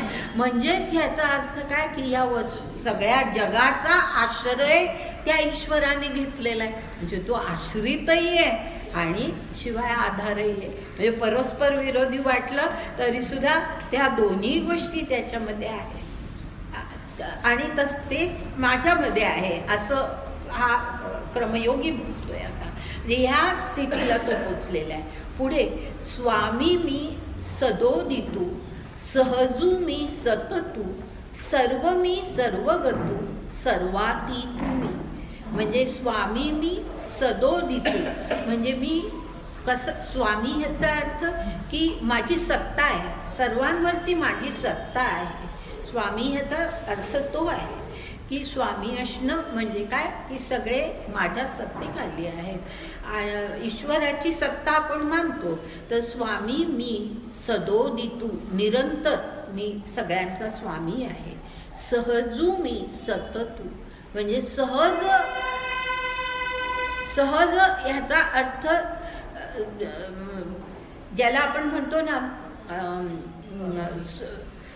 स्वयंसिद्ध असं जे म्हणतो ना, स्वयंसिद्ध. आपण आत्म्याच्या बाबतीत सुद्धा म्हणतो ना प्रार्थनेमध्ये की आत्मा कसा आहे तर स्वयंसिद्ध म्हणतो ना, प्रार्थना म्हणतो की नाही. तर त्या पहिली आपण जी प्रार्थना म्हणतो त्याच्यामध्ये तर स्वयंसिद्ध म्हणजे मी स्वतः सिद्ध आहे, स्वतः मी सिद्ध आहे, मला कोणी सिद्ध करावं लागत नाही. आलं लक्षात, मला कोणी सिद्ध करावं लागत नाही, मी सहज सिद्ध आहे. म्हणजे मी कायम सिद्ध आहे. सततू म्हणून पुढे दिलंय, सततू हा शब्द वापरलाय की मी सहज सिद्ध आहे आणि सतत निरंतर मी सिद्ध आहे. त्याचप्रमाणे सर्व मी सर्वगतू, सर्वातीतू मी. सर्व काही मीच आहे, सर्व गत मीच आहे. आता सर्व गत ह्याचा अर्थ काय? नुसतं जाणारा नव्हे. गत ह्याचा अर्थ केवळ जाणारा असा घेऊ नका. सर्व गत म्हणजे आपल्या प्रत्येकामध्ये तो आहे, त्याला सर्व गत असं म्हणतात. की केवळ माझ्यामध्ये ईश्वर आहे असं नाही, तर सर्वांमध्ये, सर्व भूतमात्रांमध्ये, सर्व वनस्पतींमध्ये, ज्या काही सगळ्या सजीव गोष्टी आहेत त्याच्यामध्ये ईश्वराचा अंश आहे. त्या अर्थाने या ठिकाणी सर्वगतू असं म्हटलेलं आहे. सर्वगतू म्हणजे ह्याला उलट विरोधी शब्द व्यक्तिगत असं. व्यक्तिगत म्हटलं की फक्त माझं, सर्वगत म्हटलं की सर्वांमध्ये. म्हणून मुद्दाम विरोधी शब्द सांगितला. आणि पुढे म्हटले सर्वाती तू मी, म्हणजे सर्वांच्या पलीकडे मी आहे. सर्वांच्या पलीकडे, विश्वातीत हे माझं जे स्थान आहे सर्वांच्या पलीकडे आहे. पुढे पहा, नवा मी पुराणू, शून्य मी संपूर्ण, स्थूल मी अणु, जे काही ते मी. म्हणजे आता काही समजायला अगदी सोपं आहे. नवा मी पुराणू म्हणजे अगदी पहिल्यापासून असलेला, पुराण काळापासून म्हणजे अगदी जगाच्या सुरुवातीपासून. शून्य मी संपूर्ण म्हणजे शून्य याचा अर्थ काहीच नाही. ही पण अवस्था आहे की शून्य म्हणजे काय? आता ईश्वर दिसतोय कुठे? आहे कुठे? नाही आहे. ईश्वर आपल्याला दिसू शकत नाही. त्या अर्थाने शून्य हा अशा अर्थाने पण आपल्याला शब्द घेता येतो, पण शून्याचा अर्थ आणखीनही जास्ती सखोल आहे. मी इतक्या सखोल जात नाही. कारण का की ह्याच्यामध्ये काय आहे की बौद्ध धर्मामध्ये शून्यवाद जो आहे तो फार वेगळ्या प्रकारचा आहे. इतकं मी बौद्ध धर्माबद्दल आत्ता ह्या ठिकाणी बोलत नाही आहे आणि म्हणून मी सांगते की शून्य ह्याचा अर्थ फार वेगळा आहे. परंतु ह्या ठिकाणी आपण असा साधा अर्थ घेऊया की शून्य म्हणजे की जो कोणी दिसत नाही, आपल्याला कळत नाही, शून्य आहे तो. आणि तसाच तो संपूर्ण पण आहे. स्थूल मी अणू म्हणजे स्थूल वस्तूतला प्रत्येक अणू मी आहे. अणू मी, जे काही ते मी. पुढे म्हटलंय अक्रियू मी येकू, असंगू मी अशोकू, व्याप्यू मी व्यापकू, पुरुषोत्तमू मी.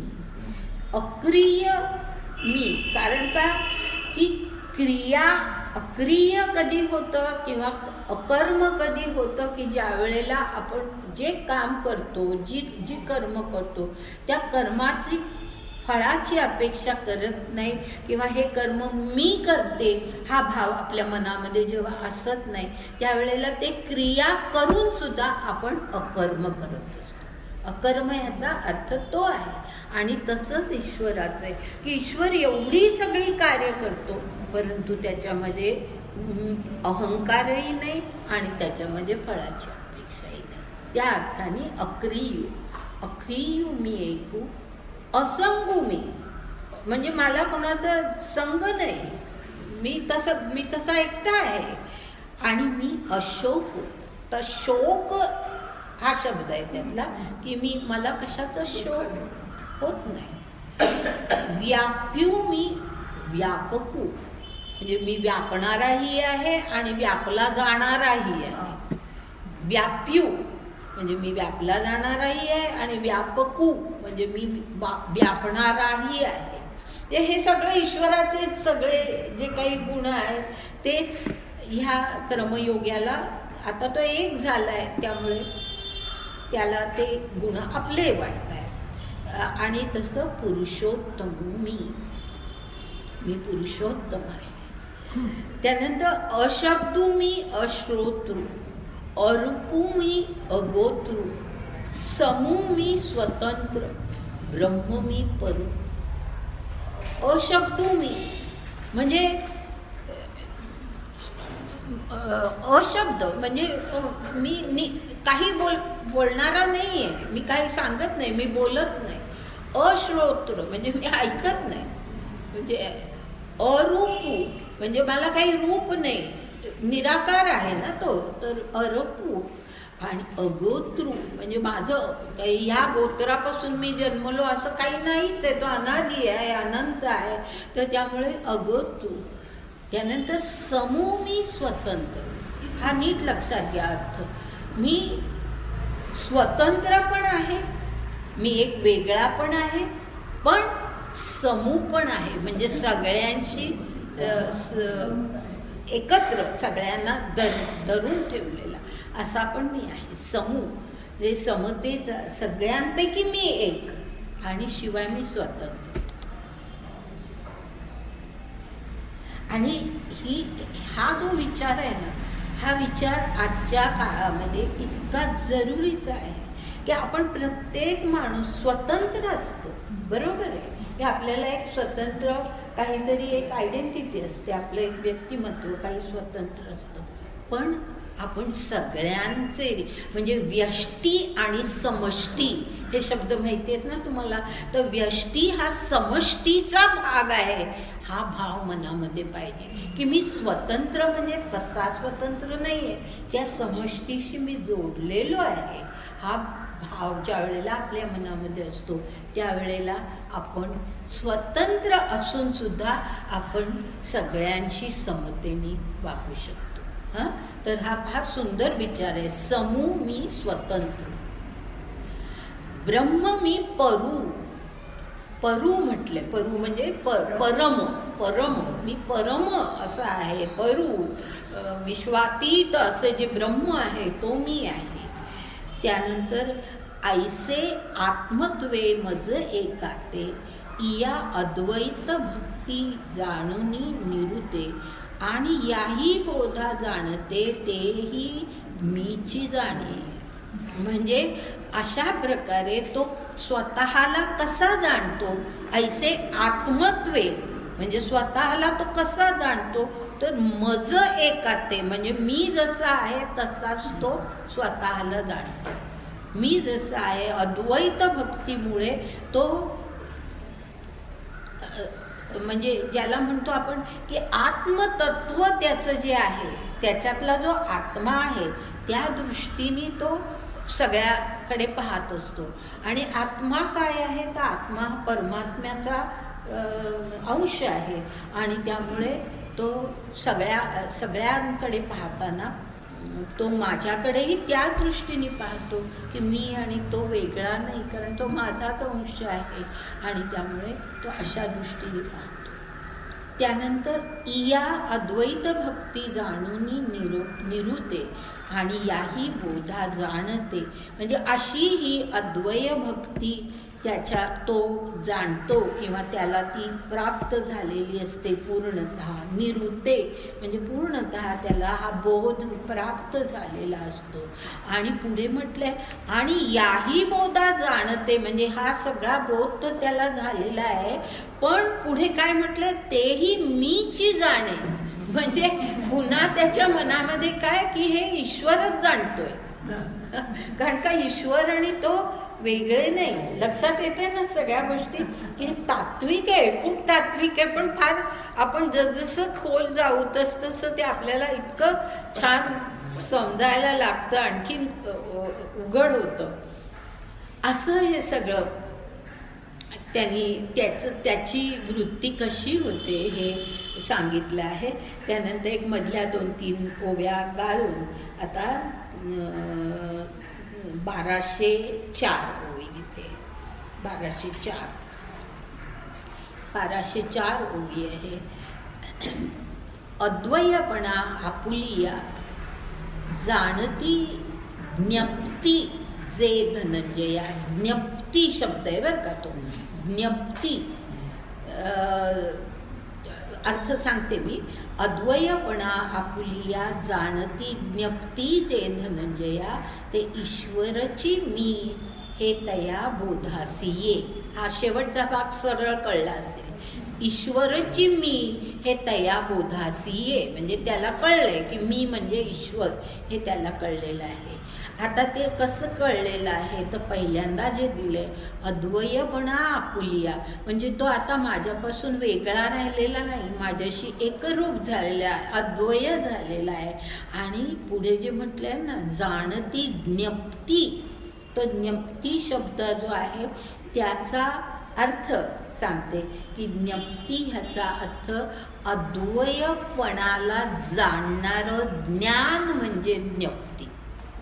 अद्वयपणाला जाणणारं जे ज्ञान असतं, फार सुंदर शब्द आहे, वेगळा शब्द आहे, आपल्या परिचयाचा नाही, म्हणून त्याचा अर्थ नीट लक्षात घ्या की कारण तो अद्वयपणाला जाणतोय ना, म्हणून त्याचा उल्लेख तसा केलेला की अद्वयपणाला जाणणारं जे ज्ञान असतं त्याला ज्ञप्ती असं म्हणतात.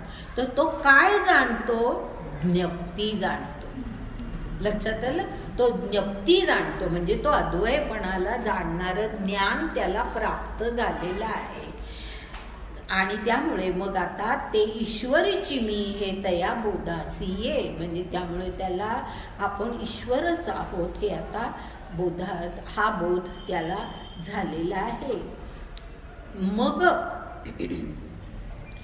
द्वैताद्वैतातीत मीची आत्मा एकूण निभ्रांत, हे जाणणे जेथ अनुभवी रिघे. म्हणजे आता काय होतं की हा जो त्याला बोध झालेला आहे तो कशा प्रकारचा आहे, तो द्वैत अद्वैत हे शब्द सुद्धा आता आपण वापरू नये, ते ह्याच्या पलीकडचा बोध आहे. हा द्वैत अद्वैत ह्याच्या पलीकडचा हा बोध आहे. म्हणजे आता उरलंच नाहीये, हे शब्दच आता आपण विसरून जायचे, इतक्या स्थितीला तो पोचलेला आहे की द्वैत अद्वैताच्या पलीकडे तो गेलेला आहे.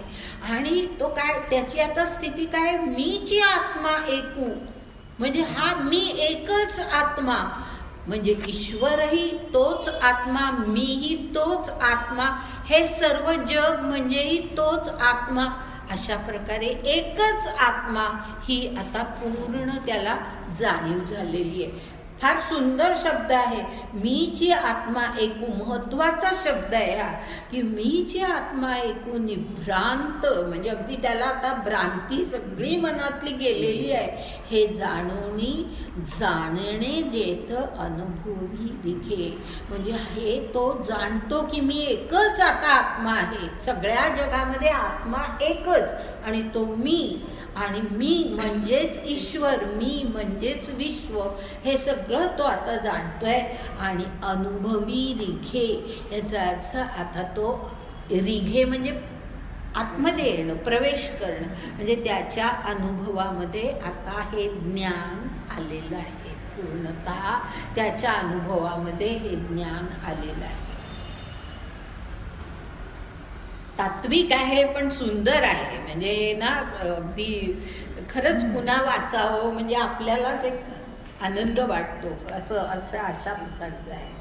त्यानंतर पुढे आता मधल्या काही ओव्या गाळते आहे, तशाच आहेत म्हणून गाळते आहे.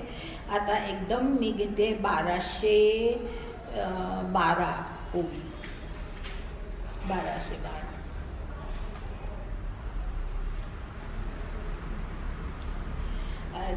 इथे काय म्हटले पहा, का धाडलिया एका एकू, वाढे तो शून्य विशेखू, तैसा आहे नाहीचा शेखू, मीची मग आथी.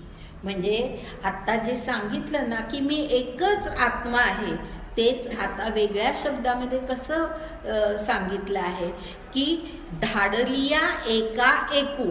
ह्याचा अर्थ असा की एकातून एक काढलं, उणे केलं की काय राहतं, शून्य राहतं. एकातून एक म्हणजे शून्य उरतं. त्याप्रमाणे आता त्याची स्थिती काय झाली आहे तर आहे नाहीचा शेखू सगळा गेला. म्हणजे आहेही संपलं, नाहीही संपलं, शून्यच आता राहिलेलं आहे. कारण का की आता त्याला पूर्णतः कळलेलं आहे की मीची मग आथी, मी एकटाच आत्मा आणि तोच ईश्वर. म्हणजे आता ईश्वर परका नाहीच, ईश्वराची भक्ती करायला कुठेही जायला नको. ईश्वराची भक्ती आपण आपणच ज्या प्रकारे सद्वर्तन करतो, स्वधर्माचं पालन करतो, तीच ईश्वराची भक्ती आहे. आणखीन काही वेगळी भक्ती नाही आहे. ते आता पुढे 13वी ओवी. तेथ ब्रह्मा आत्मा ईशू यया बोला मोडे सौरसू न बोलणे याही पैसू नाही तेथ. म्हणजे पुन्हा ते न बोलणे याहीच्या नंतर एक कॉमा द्या आणि मग पैसू नाही तेथ. म्हणजे आता अर्थ सांगते की तेथ आता काय झालंय, ब्रह्मा आत्मा ईशू यया बोला मोडे सौरसू. लक्षात आलं की त्याचा ह्या शब्दांना काही अर्थच राहिला नाही आता. ईश्वर किंवा ब्रह्म किंवा काय आत्मा हे सगळे शब्दच आता उरलेच नाहीत. सौरसू ह्याचा अर्थ की ते आता काही लागतच नाहीत. आपलं वर्णन स्वतःचं करायला ते शब्दांची काही गरजच नाही. ते सगळे शब्द आता संपले आहेत. त्याचं सौरसू याचा अर्थ महत्व किंवा त्याचा अर्थ असं काही तुम्ही घेऊ शकता की आता त्याचं काही महत्वच नाही. म्हणजे त्याचा लागच नाही, ते लागतच नाही असं म्हणता येतं. आणि पुढे न बोलणे याही म्हणजे काही बोलावंच लागत नाही. पैसू नाही तेथ म्हणजे पैसू नाही तेथ. पैसू याचा अर्थ विस्तार. पैसू म्हणजे विस्तार. म्हणजे पैसू नाही तेथ म्हणजे आपल्याला काही मोठं सांगून विस्तारपूर्वक सांगण्याची आता काही गरजच नाही. म्हणजे मगाशी जे त्यांनी म्हटलं की मोठमोठ्यांनी आत्या म्हणणं वगैरे त्याची गरज नाही, तसंच आता म्हटलेलं की आता विस्ताराची काही गरजच नाही आहे. की आता आपण एकच, तो आणि ईश्वर आणि सगळं विश्व हे म्हणजे एकच झालेलं आहे. पैसू नाही, पैसू म्हणजे विस्तार. आता काही विस्तार करण्याची गरज उरलेली नाही. आता पुढे बघा तोच विचार पुढच्या ओवीमध्ये. न बोलणेही न बोलोनी ते बोलीजे तोंड भरूनी जाणीव नेणीव नेणोनी जाणीजे ते. म्हणजे न बोलणं म्हणजे काही न बोलूनी म्हणजे काहीही न बोलता जे न बोलणं होतं तेच बोली जे तोंड भरूनी. आलं लक्षात? म्हणजे बरोबर परस्पर विरोधी गोष्टी आहेत पण त्या कशा एकत्र आणल्या, कारण शब्दांची आता गरज नाही. ईश म्हणा, ब्रह्म म्हणा, या सुद्धा शब्दांची गरज राहिलेली नाहीये. त्यामुळे बोली जे तोंड भरूनी म्हणजे हे सगळं जे आहे ते त्याची काही तुम्ही नाही बोललात तरी सुद्धा तोंड भरून बोललात असंच होतं. आणि तसंच पुढे आहे जाणीव नेणीव नेणोनी जाणीजे ते. म्हणजे काही नाही, जाणीव नको नेणीव नको, जे काय आहे ते तो जाणतो या स्वरूपात त्याचा बोध झालेला असतो. थोडे परस्पर विरोधी शब्द एकत्र आणलेत पण त्यातून भाव जो काही आहे तो भाव आपल्याला लक्षात घ्यायचा आहे की इतकं अद्वय म्हणजे ज्ञानेश्वरांनी जो अद्वय ही कल्पना मांडली त्या कल्पनेचा हा सगळा विस्तार आहे या ठिकाणी. पुढे पुढची ओवी पण घेते 15वी. तेथ बुझिजे बोधू बोधे आनंदू घेपे आनंदे सुखवरी नुसधे सुखची भोगीचे. म्हणजे आता ह्याचा अर्थ असा, तेथ बुझिजे बोधू बोधे म्हणजे आता बोध वेगळा राहिला नाही, बोध करून घेणं वेगळं राहिलं नाही. बुझिजे म्हणजे जे काय आहे हे जाणावं नेणावं असं काही राहिलेलंच नाही, सगळं एकच होऊन गेलेलं आहे अशी स्थिती आहे. कारण काय जाणायचं आहे आता? तोच मुळी ईश्वर आहे, तर आता जाणायचं आणखीन काय राहिलेलं आहे? तर बोधू काही आणखीन सगळं बुझिजे म्हणजे हे सगळं त्याचं हे त्याचं सगळं अस्तित्वच संपलंय. नंतर आनंदो घेपे आनंदे, म्हणजे आनंदानीच आनंद घ्यायचा. हा म्हणजे तसंच पुढचं आहे, सुखवरी नुसदे सुख जी भोगिजे, सुखाने सुख घ्यायचं, आनंदानेच आनंद घ्यायचा. ह्या फार तात्विक पण अतिशय महत्त्वाच्या कल्पना आहेत. ह्याचा अर्थ काय आहे लक्षात घ्या, की आनंदाने आनंद घ्यायचा, सुखाने सुख घ्यायचं. ह्याचा खरा अर्थ असा आहे की आपल्याला सुख होण्याला काहीतरी कारण लागतं, आपल्याला आनंद व्हायला काहीतरी कारण लागतं. आता कारणाची गरजच नाहीये, कारणाची गरज नाही, आनंदाने आनंद. जसं तुकारामाने म्हटलंय ना, आनंदाते डोही आनंद आनंद तरंग, असं तशीच ही अवस्था आहे की आनंद घ्यायचा म्हणजे कशाचा घ्यायचा, आनंदानेच आनंद घ्यायचा. काही वेगळे काहीतरी गोष्ट घडली म्हणून आनंद झालाय असं नाही. म्हणजे ही खरी म्हणजे ईश्वराची अवस्था आहे.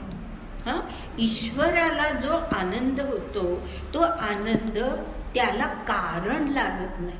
आपल्या माणसांना आनंदाला सुखाला कारण लागतं, ईश्वराला कारण लागत नाही. तो आनंदाने भरलेलाच आहे, तो आनंदमय आहे म्हणून त्याला आनंदमय म्हणतात. ईश्वराला जे आनंदमय म्हणतात त्याचं कारण म्हणजे तो पूर्णतः आनंदाने भरलेला आहे. तर अशी आता याची स्थिती झाली आहे की आनंदाने आनंद घ्यायचा, सुखाने सुख घ्यायचं. हे म्हणजे काही त्याला कारण लागत नाही, अशी स्थिती म्हणजे अगदी ईश्वरासारखी स्थिती त्याची झालेली आहे. आता मधल्या 1-2 ओव्या सोडून 18वी ओवी घेते. किंबहुना ऐसे निखळ मीपणा जोडे तया फळ, सेवुनी वेली वेल्हाळ क्रमयोगाची दे. म्हणजे क्रमयोगाची वेली वेल्हाळ हे जे म्हटलंय ना, त्याचा अर्थ असा की ह्याला क्रमयोग रूपी वेल कशी चढत वर जाते तसा हा क्रमयोगी हळूहळू वरती चढत असतो. त्याची स्थिती वरती जात असते आणि ती अशी वेली वेल्हाळ क्रमयोगाची असं जे म्हटलंय ना, त्याचा अर्थ असा की क्रमयोगाची त्यांनी जी सेवा केली, सेवा वेल्हाळ ह्याचा अर्थ सेवा करणं. तर त्यांनी जी सेवा केली, क्रमयोगाची सेवा करणं म्हणजे काय की क्रमयोगाने तो जो गेला की एकदम कुठलं ज्ञान आपल्याला प्राप्त होणार नाहीये, हळूहळू तो क्रमाक्रमाने पुढे जात गेला. ती क्रमयोगाची सेवा. म्हणजे क्रमयोगाची सेवा करणं म्हणजे काही एक वेगळं काही आहे त्याची सेवा करणं असं नव्हे. क्रमयोगाची सेवा ह्याचा अर्थ की त्यांनी क्रमयोग केल्यामुळे, असं म्हणा साध्या शब्दामध्ये, की त्यांनी क्रमयोग केल्यामुळे आता त्याला फळ काय मिळतंय, तया फळ मीपणा जोडे असं म्हटलेलं आहे. तर मीपणा ह्याचा अर्थ की त्याला जे फळ मिळतं ते असं मिळतं की त्याला स्वतःचं खरं स्वरूप कळतं. स्वतः मीपणा म्हणजे त्याला स्वतः आपण कोण आहोत, आपण ईश्वरच आहोत, आपण हे विश्व आहोत, हे स्वतःचं स्वरूप त्याला कळतं. आणि ईश्वराचं स्वरूपही कळतं, स्वतःचं स्वरूपही कळतं, विश्वाचं स्वरूपही कळतं. हे ज्ञान म्हणजे तो ज्ञानाकडे कसा पोचतो क्रमयोगी. तर अशा प्रकारे जे त्याला फळ मिळतं ते त्यात फळ काय आहे तर मीपणा जोडे. हा एवढाच शब्द वापरलाय ज्ञानदेवानी, मीपणा जोडे. पण त्या शब्दामध्ये एवढा अर्थ आहे, मीपणा जोडे म्हणजे तो आता त्याला स्वतःचं स्वरूप, ईश्वराचं स्वरूप, आपण ईश्वरच आहोत हेही स्वरूप, आपण विश्व आहोत हेही स्वरूप त्याला पूर्णतः कळलेलं असतं.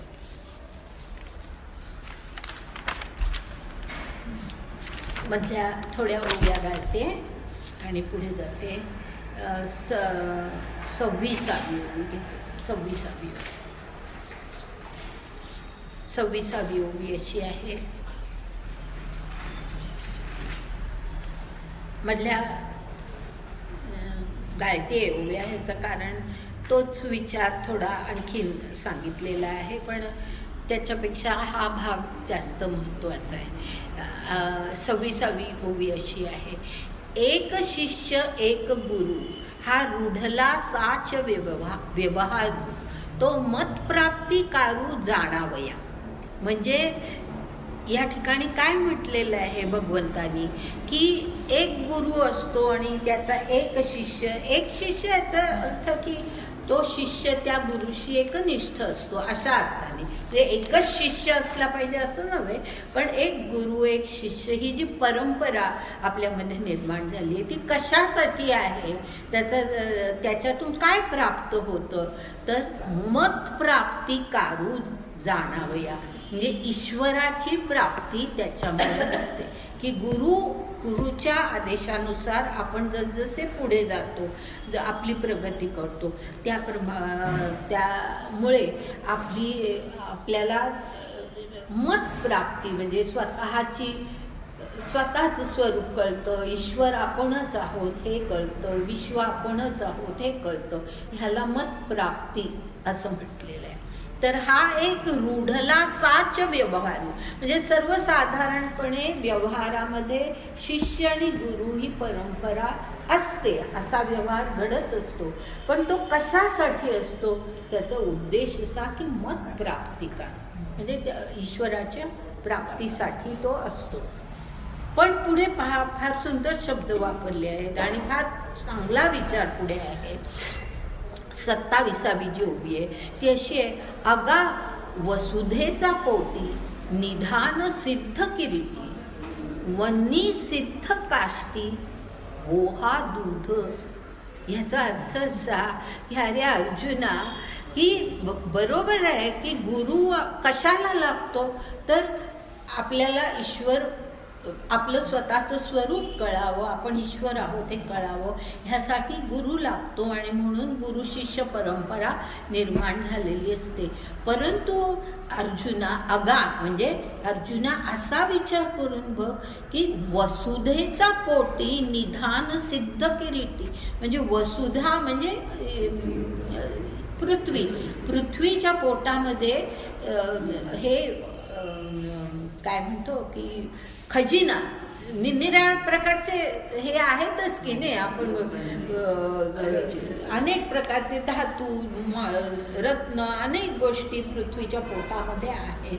तर त्याप्रमाणे वसुधेच्या पोटी निधान सिद्ध किरीटी, म्हणजे ते आहेच.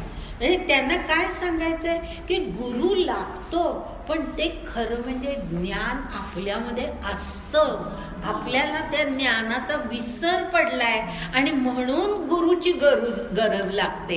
हे सांगण्यासाठी त्यांनी असं दिलंय की वसुधेच्या पोटी हा निधान आहेच, त्याचप्रमाणे वन्नी सिद्ध काष्टी, म्हणजे लाकडामध्ये अग्नितत्व आहेच.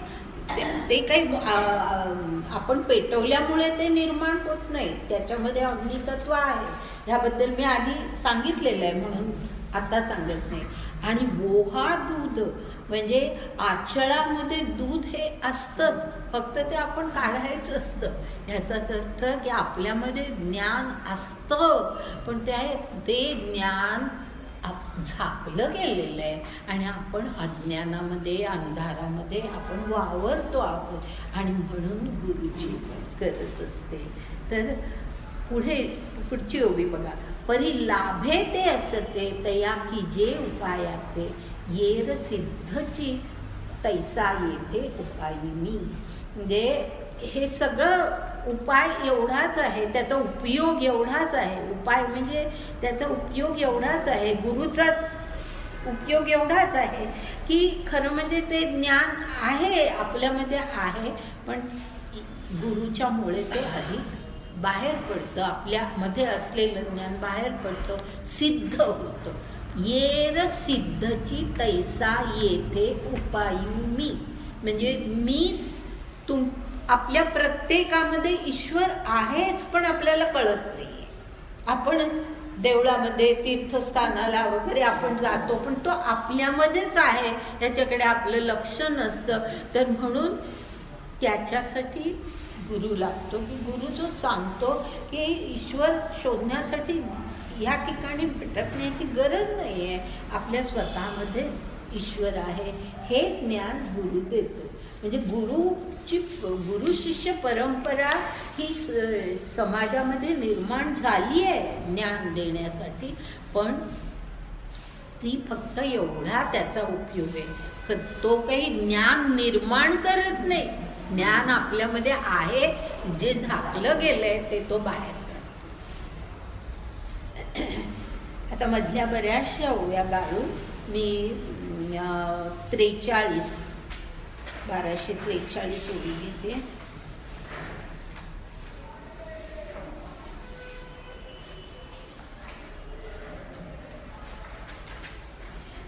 की अशी आहे. आता ही जी ओवी आहे ती ज्ञानदेव म्हणतायत. ज्ञानदेव सांगतायत की एथ अविद्यानाशू हे स्थळ, तेणे मोक्ष पादान फळ. या दोन्ही केवळ साधन ज्ञान. म्हणजे ज्ञान कशासाठी पाहिजे? ज्ञान हे साधन कशाचं आहे? तर अविद्या नाश करण्याचं आणि मोक्ष पादानं फळ. कळलं ना? अविद्या आपल्यामधली काढून टाकायची आणि मोक्ष आपल्याला मिळावा, ह्यासाठी ज्ञान हे साधन आहे. हे एतुल, पुढची ओव्या, हे एतुलेची नाना परी निरूपले ग्रंथ विस्तारी, ते आता दोही अक्षरी अनुवादावे. म्हणजे ज्ञानदेव म्हणतात की ह्या संबंध गीतेमध्ये हीच गोष्ट नाना प्रकारे सांगितलेली आहे. निरूपले ग्रंथ विस्तारी नाना परी, वेगवेगळ्या प्रकारे हे सांगितलेलं आहे की ज्ञान पाहिजे. ज्ञान कशासाठी पाहिजे? तर ह्या मुख्यतः आपल्यामधली अविद्या जी आहे ती नष्ट करण्यासाठी आणि मोक्ष हे फळ आपल्याला प्राप्त व्हावं म्हणून ज्ञान पाहिजे. तर हेच गीतेमध्ये ग्रंथ विस्तारी, म्हणजे या संबंध गीतेमध्ये तेच सांगितलेलं आहे. आता ते पुढे काय म्हणतात? हे इतुलेची नाना, ते सांगितलं मी. आता ते काय म्हणतात? हे इतुलेची नानापरी निरूपले ग्रंथ विस्तारी, ते आता दोही अक्षरी अनुवादावे. म्हणजे ते ज्ञानदेव म्हणजे खरं म्हणजे भगवंत या ठिकाणी असं म्हणतायत की जे ह्या संबंध ग्रंथामध्ये हेच जे सगळं वेगवेगळ्या प्रकारे सांगितलेलं आहे ते भगवंताला असं वाटतंय. आता थोडा आपण वेगळ्या ह्याच्याकडे जातोय. भगवंताला असं वाटतंय की हे जे काही मी सांगतोय हे अर्जुनाला नीट कळलंय की नाही, असं त्याच्या मनामध्ये येतंय. आणि म्हणून आता भगवंत काय म्हणताय की हे जे सगळं ज्ञान आत्तापर्यंत ग्रंथामध्ये, या गीता ग्रंथामध्ये सांगितलं ते आता दोही अक्षरी अनुवादावे. म्हणजे थोडक्यामध्ये पुन्हा मी तुला सांगतो. म्हणजे त्यांना शंका आहे की अर्जुनाला कळलंय की नाही, ही शंका मनामध्ये आहे. आणि म्हणून पुन्हा थोडंसं आता ते सांगताय की क्रमयोगाबद्दल पुन्हा किंवा एकूण सगळं सांगायला ते आता प्रवृत्त झालेले आहे. आणि आता ते काय सांगतात? तर पुढे 56 श्लोकानंतरच्या ओव्या ज्या आहेत त्या पाहतोय आपण. 46वी ओवी. मग म्हणेगा सुभटा तो क्रमयोगी या निष्ठा, मी होऊनी होय पैठा माझा रूपी. म्हणजे सुभटा म्हणजे अर्जुना तो जो क्रमयोगी आहे तो निष्ठेनी, म्हणजे ईश्वरावरची निष्ठा कायम ठेवून, मी होऊनी होय पैठा माझा रूपी. पैठा म्हणजे बसलाय, त्यात तो स्थिर झालाय. तर कसा स्थिर झालाय? माझ्या रूपामध्ये आता तो क्रमयोगी स्थिर झालेला आहे. आणि त्यांनी आता त्याचं वर्णन करतायत पुढे. तो कसा आहे तर स्वकर्माचा चोखोळी मज पूजा करुनी भली, तेने प्रसादे आकळी ज्ञाननिष्ठेते. म्हणजे त्यांनी काय केलं आहे की स्वकर्माचा चोखोळी मज पूजा करुनी भली. लक्षात घ्या की पूजा कशी केली आहे? स्वकर्माच्या फुलांनी पूजा केलेली आहे. म्हणजे दुसरी कुठलीही फुलं नाही, तर आपली कर्म ईश्वराला त्यांनी अर्पण केलेली आहे. तर स्वकर्माच्या चोखोळी म्हणजे अत्यंत चांगली शुद्ध अशी कर्म करून ती मज पूजा करूनी भली, म्हणजे माझी त्यांनी पूजा केली. आणि तेणे प्रसादे आकळी ज्ञाननिष्ठेते. आणि त्याचा प्रसाद म्हणून जी त्यांनी माझी पूजा केली त्याचा प्रसाद म्हणून आकळी ज्ञाननिष्ठेते, म्हणजे त्याला ज्ञाननिष्ठा प्राप्त झाली.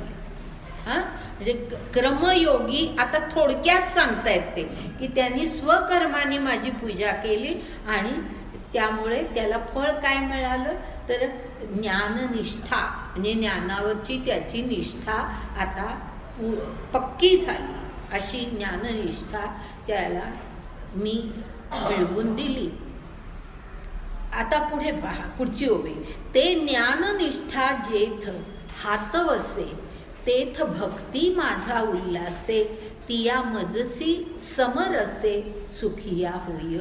म्हणजे ती जी ज्ञाननिष्ठा आहे ती जेथ हात वसे, म्हणजे जेव्हा आपण हस्तगत करतो. हातवसे म्हणजे ती ज्ञाननिष्ठा ज्या वेळेला आपण हस्तगत करतो, म्हणजे आता ईश्वराने दिली आहे ज्ञाननिष्ठा, पण ती आपण आत्मसात करायला पाहिजे. तर आपण ज्या वेळेला ती आत्मसात करतो तेथ भक्ती माझा उल्हासे, म्हणजे त्यावेळेला माझी भक्ती ही अधिक त्याला प्राप्त होते. अधिक उल्हास आहे म्हणजे त्याला त्याचा प्रसाद म्हणून आणखीन काय मिळतं तर माझी भक्ती त्याची वाढते. आणि तिया मजसे समरसे सुखिया होय, म्हणजे तो माझ्याशी समरस होऊन जातो, एकरूप होऊन जातो आणि म्हणून तो सुखिया होय, म्हणून तो सुखी होतो. हे पहा, हे जे शब्द आहेत ना की तो माझ्याशी समरस होतो म्हणून तो सुखी होतो. हे जे सुखिया म्हणजे सुखाची कल्पना काय आहे की ईश्वराशी समरस होणं हे सुख मानलेलं आहे.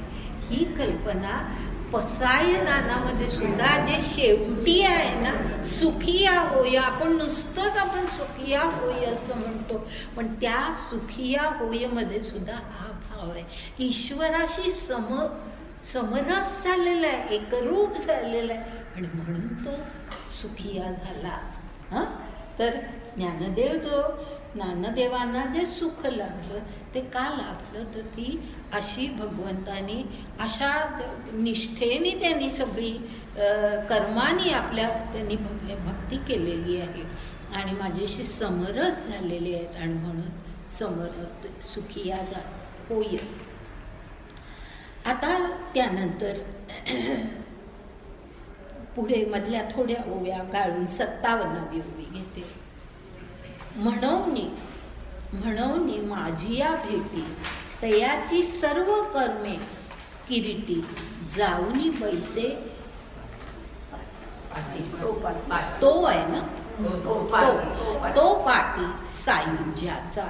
म्हणजे म्हणून माझी या भेटी अर्जुना म्हणून काय होतं माझी भेट घेण्यासाठी माझ्याशी एकरूप होण्यासाठी तयाची सर्व कर्मे किरीटी जाऊनी बैसे तो पाटी सायुज्याचा. म्हणजे त्याची सगळी कर्म तो काय करतो माझ्यासाठीच अर्पण म्हणजे मलाच तो अर्पण करतो. मला भेट अशा प्रकारे त्याची होते. त्याची आणि माझी भेट जी होते ती अशा प्रकारे होते की सगळी कर्म तो मला अर्पण करतो आणि ते केल्यानंतर मग तो कुठे पोचतो? सायुज्याच्या पाठी. म्हणजे सायुज्य ह्याचा अर्थ पूर्णतः एकरूप होणं, युक्त होणं. युक्त होणं, सायुज्य म्हणजे युज्य याचा अर्थ जोडलं जाणं. तो माझ्याशी जोडला जातो, तो माझ्याशी एकरूप होतो. सायुज्य मुक्ती ज्याला म्हणतात तो उल्लेख या ठिकाणी केलेला आहे की सायुज्य मुक्ती. आता तो सायुज्य झालेला आहे, माझ्याशी एकरूप झालेला आहे, अशी परिस्थिती त्याची होते. मला असं वाटतं की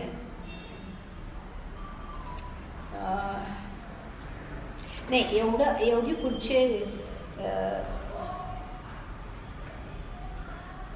थोड्या ओव्या घेतली चालेल ना? बरं जरा थांबे. हां पाणी पिते. थोड्या ओव्या घेते चालेल ना? आणि मग आपण तिळगुळ, सगळ्यांनी तिळगुळ घेतल्याशिवाय जाऊ नका.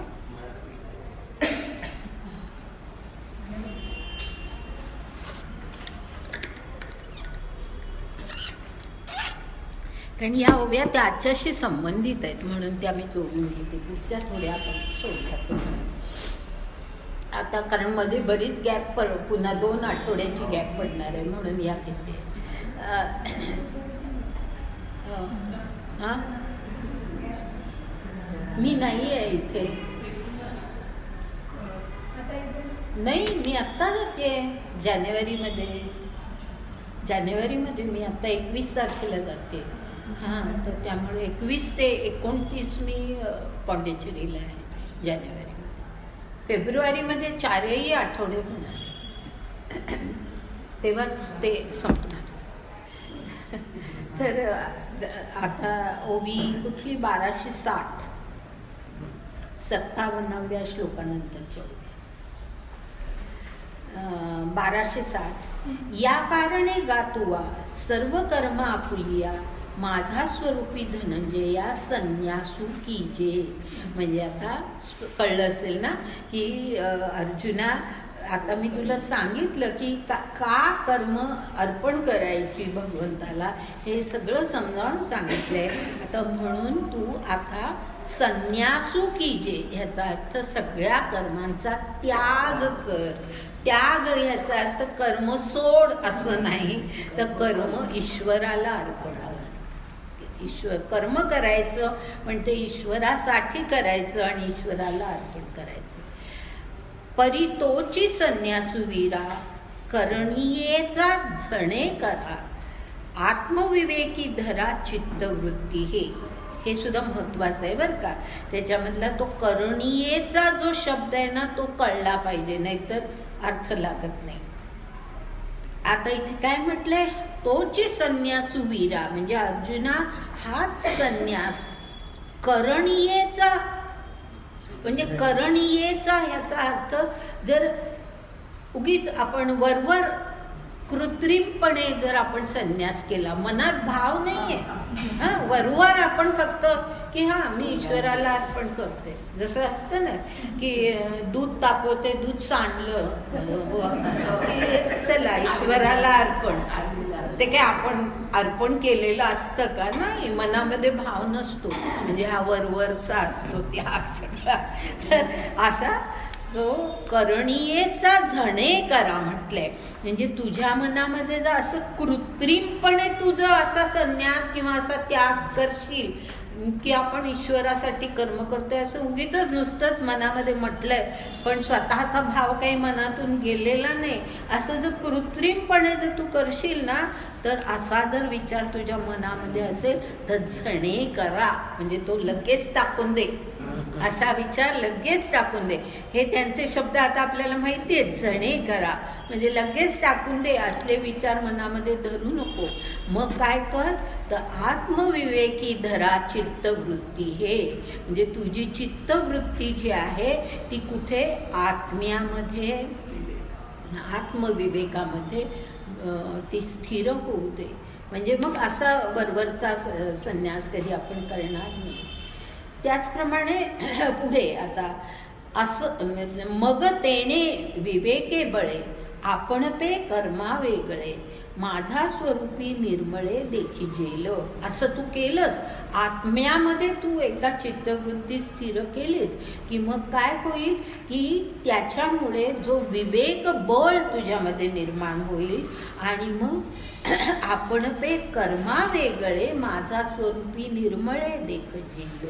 म्हणजे स्वतः हाही सुंदर विचार आहे आणि नीट समजावून घ्या की तू स्वतःला आपण पे म्हणजे तू स्वतःला कर्मा वेगळे माझा स्वरूपी निर्मळे देखजील.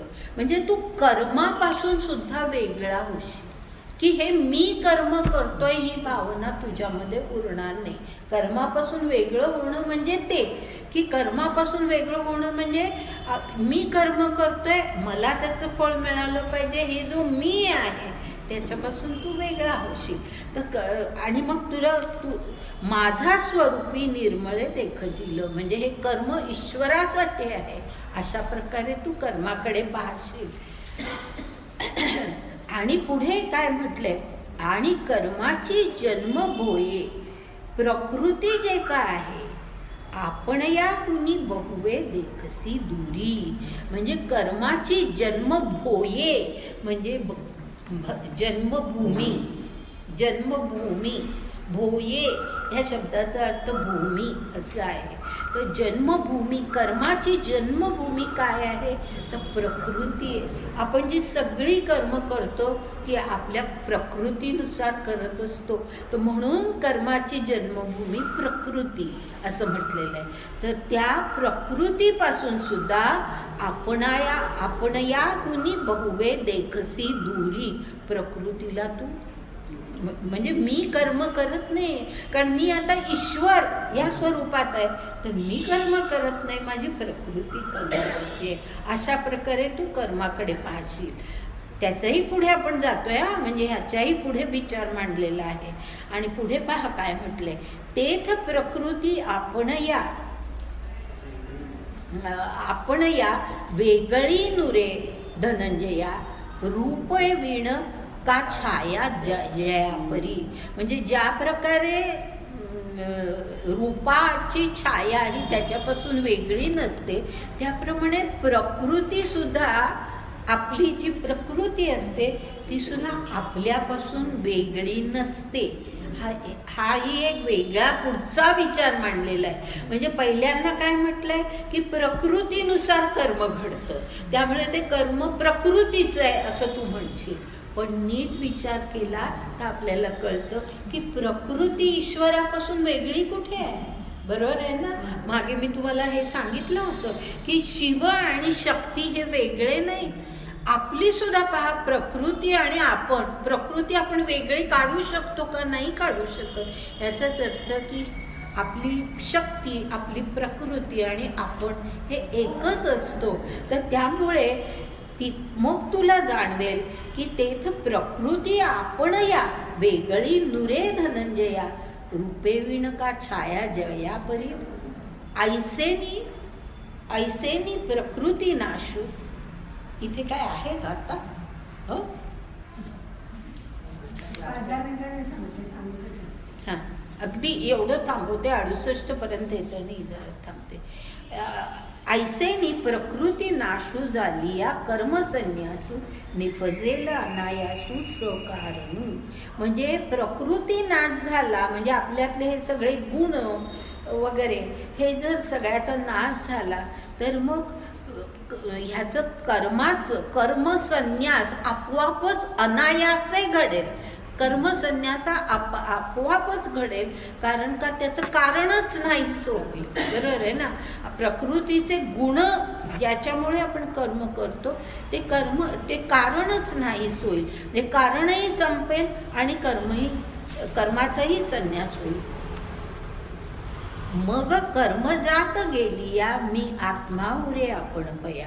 इथपर्यंतच घेते की मग कर्म जात गेली या म्हणजे सगळी कर्म संपली की मग फक्त उरतं काय तर मी आत्मा एवढाच भाव उरतो.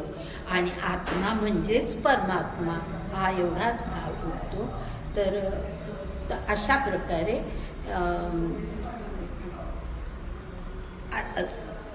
इथेच आता आपण थांबू, कारण पुढच्या वेळेला जेव्हा सुरू करू त्यावेळेला मी थोडंसं ते जोडून घेईन. पटकन सगळ्यांनी या आणि हे घेऊन जा तिळगुळ. पसायदान आधी करूया.